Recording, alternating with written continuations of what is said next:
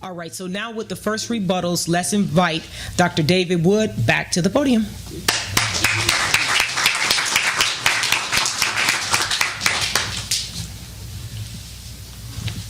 Toastmasters handshake here. I was a Toastmaster back in the day. That's what she's referring to. Well, thank you, Hina. In my opening statement, I argued that without God, we couldn't even have a debate like this, and I presented 6 requirements for a debate like this on the existence of God. First, I argued that since the universe began to exist, it must have been caused, and that this cause must be an omnipotent, personal, timeless, and immaterial cause. The only response I caught there was that this is a kind of God of the gaps reasoning. That in the past, theists believed that I think God is responsible for every cloud or every falling leaf, I think is what Hina said. And now we know why leaves fall and we know why clouds form, and therefore God has been increasingly pushed out of a job. And I have to say that's just wrong. That's just wrong. We didn't go. I mean, you could. I'm sure you could find theists who believe that sort of thing. But the major things that you would appeal to for obvious evidence of a creator would be the beginning of the universe or design in nature and so on. And I don't see how any of those have been reduced over the years. I think there's a much better argument now that we know about how cells work and how DNA works and how the requirements to have a living organism. I think we have a much better argument for design and, let's say, biology than we did back in the day when it's just looking around and saying, look, there's a lot of life around here. It's really, how could this happen? So I think we have much better, especially now because we can look at actual probabilities. So as far as the God of the gaps, what we're talking about are the same things Christians have been talking about for thousands of years. I mean, theists have been talking about for thousands of years. And when we talk about something like the beginning of the universe or fine-tuning of the cosmos, these aren't things that we don't know about. These aren't gaps in our knowledge. We make these arguments because of what we find, right? We find that the universe had a beginning. For centuries, you couldn't prove this. Then all of a sudden, you can prove it. Now you have an argument that previous generations couldn't make nearly as well. So when we know that the universe began to exist, we know that time and space and matter came into existence with the universe, then we're led to ask, how did this happen? What could cause this sort of thing? And when you examine what kind of cause would be required, sounds an awful lot like God. Second, I argued that the forces, the principles, and the constants of physics are finely tuned for life, and that this points to an intelligent designer of our universe. Hina responded that the laws of the universe aren't finely tuned, the constants are in flux. And here, I'm not sure. I understand what she was saying with the particles. But that's not what we're talking about with something like the cosmological constant. Just to give you an idea here, the cosmological constant is the constant that drives the inflation of the universe. That's why the universe didn't just get pulled back by gravity. There's something going in the opposite direction. But it has to be finely tuned to 1 part in 10 to the 120th power. 10 to the 120th power. In other words, if it went in either direction, then we wouldn't be here right now. Now, just to give you an idea of how unimaginable that number is, there are 10 to the 80th atoms in the entire universe. 10 to the 80th atoms in the universe, and we're talking about 10 to the 120th. If I let you randomly select an atom from the universe and mark it, what would be the chances of me picking the right atom out of all the atoms in the universe? That would be 1 in 10 to the 80th. We're talking about 1 in 10 to the 120th. If that's not finely tuned, and that's just one of them, there are many, if that's not finely tuned, I don't know what is. And if any divergence from these constants would lead to us not being here, if you're going to attribute that to chance, then I don't know how we would have a straightforward discussion. Biological complexity. I argue that complex biology points to an intelligent designer. Hina said that random mutation isn't required. Yeah, it is. Yeah, if you're talking about how you get from a living cell to what we see around us, you definitely need some mutations. Now, you have natural selection acting on those mutations, but on the standard naturalistic model, you definitely need that's what drives evolution. You need the mutations and you need the natural selection. After this, Hina pointed to examples of poorly designed things in nature. So the female pelvis or the pharynx or so on. I don't know anyone who claims optimal design, that everything is as good as it could possibly be. I mean, I don't even know what exactly that would mean. I mean, if you make a tiger, and you make that thing so that it can run 1,000 miles an hour, I hope you are then going to make gazelles run 1,001 miles an hour, or you're not going to have a functioning ecosystem here. And so I don't know anyone who says optimal design, everything is perfect, but that's not the point. This right here, this is a MacBook Pro. Is it optimally designed? Could it be made better? Of course it can be made better. It can be made better right now. There are several better ones that have come out since I got this. Those other ones could be made better. And any one you have could be made better. Does that rule out design for this? Absolutely not. So I don't see how pointing out that I think could be made better is evidence that nothing is designed. Consciousness. I pointed out that human consciousness cannot be explained in physical terms and that this points to a supernatural world. Hina responded by saying that consciousness can be manipulated. We can do things to manipulate consciousness so it doesn't point to any sort of soul or supernatural world. That's not the argument. The argument is physical states are not the same as mental states because they have different sorts of properties. If they have different properties, they are not identical. If they're not identical, then one is not the other.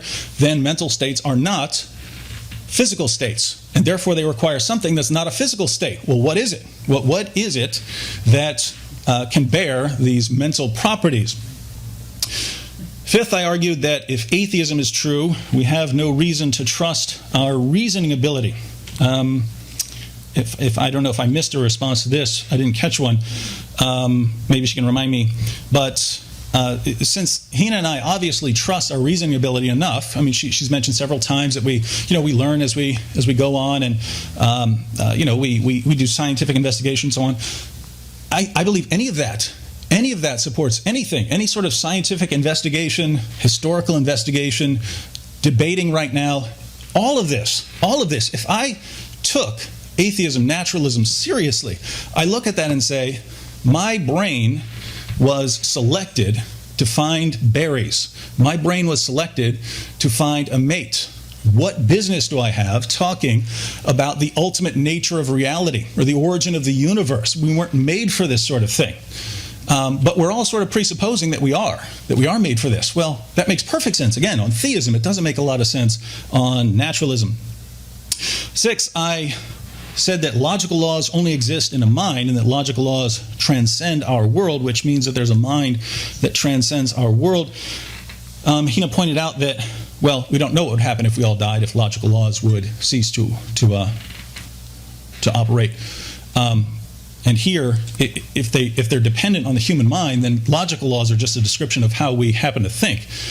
And if that's the case, if that's all logical laws are, they're just a description of the way human beings think that would not apply if we didn't do them, then it's just sort of a description of the sort of things that we developed into, and then this is just how we think. The logical laws aren't anything that apply outside of us. They're just a description of how we think. Well, if that's the case, think about it. Again, going back to the argument from reason. If our mental faculties were selected to help us survive and reproduce, that doesn't give us a lot of reason to trust these laws that we treat as unchanging and just necessary for rational thought. And so if we now throw out logical laws as just descriptions of the way we happen to think, there goes all argument, there goes the debate. So Hina says that debate doesn't require a perfectly designed universe. I agree. It doesn't require a perfectly designed universe. I have no idea what a perfectly designed universe would look like. What it does require is a universe, and that points to a cause of the universe. It requires a finely tuned universe, because we wouldn't be here without a finely tuned universe. It requires complex biology, because without that, there'd be no creatures to be doing it. It requires human consciousness. It requires human reasoning ability, reliable cognitive faculties, and it requires logical laws. But all of these things, if we took the naturalistic picture of the world seriously, all of this is, I'd say, in question, to say the least. But I would just say that our experience and what's going on right now would be incomprehensible on atheism.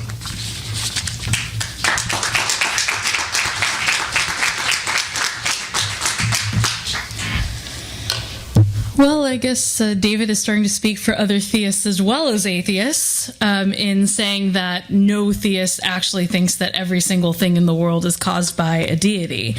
I don't think that that's a wrong statement. Many theists do believe that every single thing is propelled and perpetuated and actively involves the participation of a deity. And I noticed he did slip up and say Christians instead of theists, so with that, I hope you'll indulge me in quoting from what I believe is a holy scripture about sparrows falling and deities being in control of every single even little birdies on trees. And since apparently we're going with 6 premises to which I did not agree prior, I will go with them. The cause must be omnipotent, timeless, and personal. That, I think, contradicts a little bit the idea that the finely tuned universe does not have to be optimal.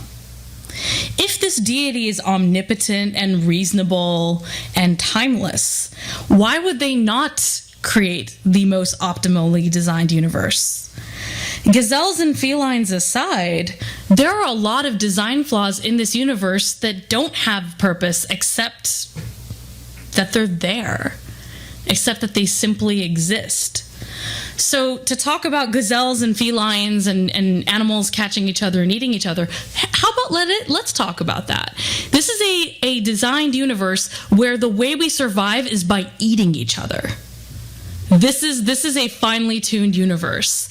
We must kill and consume other beings in order to live, be those beings plants or animals. So I'm not sure if an omnipotent, timeless, and personal being, this perfect being, would really be able to say that, there's evidence of that being with the finely tuned universe if you're arguing against optimal design. Where does the omnipotence go? Where does this all-powerful, all-knowledge go? Suddenly it's out the window when we're talking about, the human reproductive system? There's no explanation for that other than that we were naturally selected and there was no magical designer behind it. Biological complexity does rely on mutations, but they are not random. Randomness is not what's going on here. Natural selection is, and yes, mutations do happen and are selected for, but there's no randomness about it. If you mutate to be a certain way that causes you to die, you will die. And to go to the idea that we need to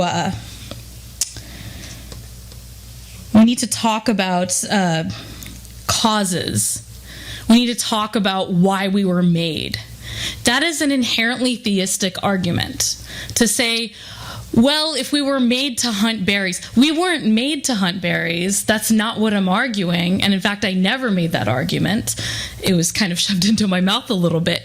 But instead, human beings evolved through natural selection, and we can do a lot of things that aren't traceable back to our ancestors. This is the shoulders of giants argument. The idea that we are standing on the shoulders of giants. We have prior human knowledge to build upon. This is part of our survival mechanism as a species. Contrary to what David was arguing, that we evolved to pick berries and reproduce, human beings evolved this consciousness that is incredible and is not to be, denigrated in any way, I think. We have this large brain, and we have sacrificed a lot, evolutionarily speaking, for this large brain, including, adding peril to childbirth because of the giant heads of our babies. But a lot of what we do is based on consciousness. We're born naked, screaming, and helpless, right? We rely on each other as a species. We are a social species, and we are far from the only social species, especially if you talk about mammals. There are many mammalian species that rely on each other to exist. And we have the most complex societies of all of them, and that is partially because we're able to do this. We're able to reach out to each other. We're able to do that. As far as mental versus physical states, there is no proof of a mental state that is disparate from a physical state other than what people say they think. So you can say, oh, I have a mental state, and it's different from my physical state, but we can say your mental state is being caused by this physical state. You are hungry because leptin is being released. You may say, oh, that's a separate feeling. That's a feeling I have. That's a thought I have. There's no need to attribute that to something other than the physical cause, except for, the human tendency to think we're special and find patterns in everything. I don't necessarily 100% trust my reasoning ability. I mean, I have made a few flubs here and there today, so there you go.